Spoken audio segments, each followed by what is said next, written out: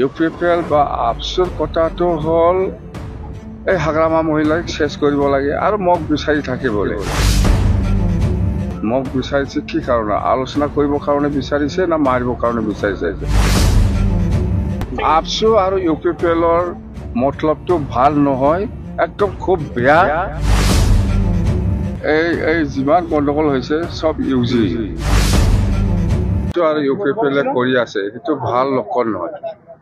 মুঠতে আপচু বা ইউপিপিএলে যিটো 6 জনগোষ্ঠী জনজাতিকৰণৰ নামত প্ৰটেষ্ট কৰি বা আন্দোলন কৰি যিটো ভায়োলেণ্ট কাম কৰিব ওলাইছে বা ঠায়ে ঠায়ে কৰিবৰ কাৰণে যিটো ব্লুপ্ৰিণ্ট, সেইটো আমি গম পাওঁ।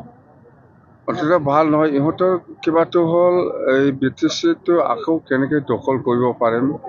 হাগ্ৰামা মহিলাই শাসন কৰি আছে। এই শাসন কালত যেনে তেনে BTCটো লুটপাট কৰিব লাগে, গণ্ডগোল কৰিব লাগে। মানে BTCটো মানে অস্থায়ী, মানে সদায় গণ্ডগোল, মানে ইয়াত আৰু শান্তি নাই, এনেকুৱা পৰিৱেশ বনাবৰ কাৰণে ইউপিপিএল আৰু আপচুৱে ইয়াত কমপ্লিট ৰচনা কৰি আছে আৰু কৰিব। দীপেন বড়োৱে কৈছে কৰা নাই বুলি।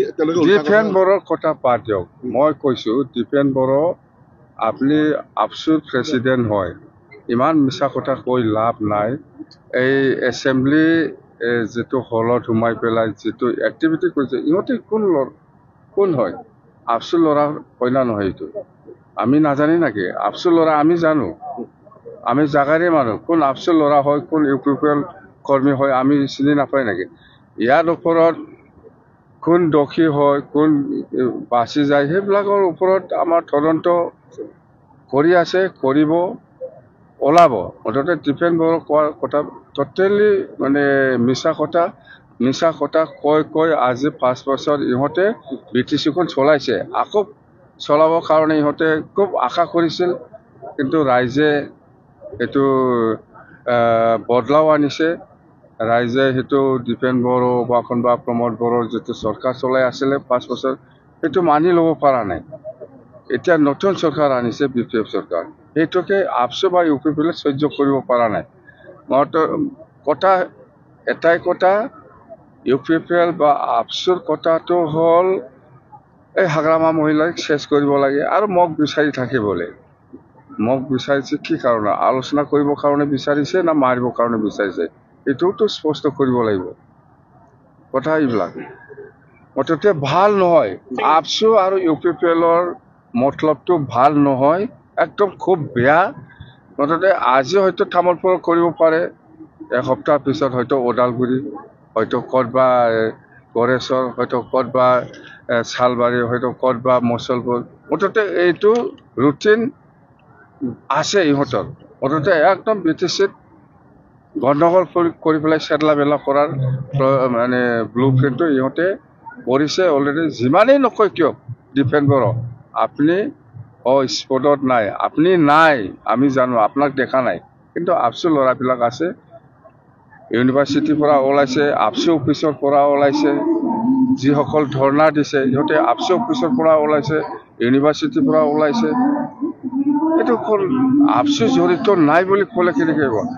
আপুনি নাই, প্ৰেচিডেণ্ট হিচাপে আপুনি স্পটত নাই, কিন্তু আপচু ল'ৰা কৰ্মীসকলে আছে, ইউপিপিএলৰ ল'ৰা কৰ্মীসকলে আছে।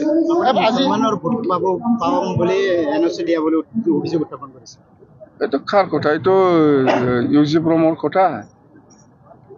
এই যিমান গণ্ডগোল হৈছে চব ইউজি। একশ্যন আমি তদন্ত ডিমাণ্ড কৰিছোঁ, তদন্ত কৰিব লাগে বুলি অসম চৰকাৰৰ ওচৰত নিশ্চয় তদন্ত হ'ব। ইউজি ব্ৰহ্মৰ নেতৃত্বতে হৈছিল নেকি সচিবালয় লণ্ডভণ্ড? মই কি কয়, ইউজি ব্ৰহ্মক কি কয়? মই আণ্ডাৰগ্ৰাউণ্ড কৈছে না নহয়? আগতীয়াকৈ ইলেকশ্যন নিৰ্বাচনৰ সময়ত মই আণ্ডাৰগ্ৰাউণ্ড কৈছে না নাই? ইয়াৰ এক্টিভিটিটো আপোনালোকে ধৰিব নোৱাৰিব। মুঠতে ইউজি, আপুনি তাক কেনেকৈ ধৰিব, কেনেকৈ প্ৰমাণ কৰিব? ইয়াৰ মুখৰ পৰাই ওলাই থাকে জিনজে বুলি কোৱাটো, জানে? জিনজেটো কি বস্তু জানে? এই ইউজি ব্ৰহ্মৰ পৰাই ওলাই থাকে জিনজে। এতিয়া যে আপোনালোকে ইউজি ব্ৰহ্মক সোধক, আণ্ডাৰগ্ৰাউণ্ডৰ সোধক, মই নক'ম। জিনজে মানে কি গোটেই ষড়যন্ত্ৰ ইউজি আৰু দীপেন বড়ো নেকি ছাৰ এইবিলাক মই নকম জিনজে কি বস্তু ইউজিক সোধক আণ্ডাৰগ্ৰাউণ্ডক সোধক ইহে বনাইছে স্যাৰ এই নিৰ্বাচনেৰ বিধানসভা নিৰ্বাচনেৰ পিছত ইউপিপিএল লিখে হৈ যাব নেকি স্যাৰ পিটিচিৰ পৰা কোন ইউপিপিএল ইউপিপিএল কিয় নাথাকিব এনেকুৱা হাল্লা চিল্লা কৰা নাই দেখা নাই আপুনি ভাষণত ক'লেচোন ইউজি প্ৰমই গণ্ডগোল কৰা বুলি ইউজি প্ৰমাণ গণ্ডগোল কৰা ইয়ে মেইন মাষ্টাৰ কিন্তু আপুনি ধৰিব নোৱাৰিব প্ৰমাণ দিব নোৱাৰিব আপুনি ই এনেকুৱাই কাম কৰে কিন্তু আজি একোখন মঞ্চতে আপোনালোকে বহিছে ইউপিপিএল বিপিএফ বিজেপি ক'ব লাগে কৈছে মানে যোনে আৰু কিয় নকওঁ মই ইউজি হওক কোনোবা হওক কোৱা কিবা দিগদাৰ আছে ইয়াত স্যাৰ ভূমি পাতাটো কেতিয়া লৈ দিব স্যাৰ পিটিচিৰ ভূমি পাট্টা দিবৰ কাৰণে আমি অহাকালি এনাউন্স কৰিব আমি আমাৰ অহাকালি মাছ কেটাৰিং আছে সেইখিনি প্ৰগ্ৰামত আমি ঘোষণা কৰিম মহিলাসকলৰ বাবে কিবা আঁচনি ল'ব নেকি চব আছে কেনে বিজেপিৰ ফালৰ পৰা দুটাকৈ দুজনকৈ পাৰিষদক পিএম দিয়াৰ কথা আছে আলোচনা হৈছিল এনেধৰণৰ কিবা তেতিয়ালৈকে নাই বিজেপিৰ ফালৰ পৰা দুজন পাব এইটোতো আগতীয়া আলোচনা হৈছে এতিয়া কেতিয়া দিব বিজেপিৰ কোটা মুঠতে দুজন পাব বিধানসভা ইলেকশ্যনৰ বাবে সাজু কেনেদৰে হৈছে ছয়জন যি আপোনাৰ চিলেক্টেড মেম্বাৰ দিয়া হ'ল MCLA তাক লৈ আচলতে বিতৰ্ক ওলাইছে এটা বিশেষ জনগোষ্ঠীৰ এইটো এইবিলাক ক'ব নালাগে হয় আমাৰ মানে এইটো কাৰেকশ্যন কৰিব লগা আছে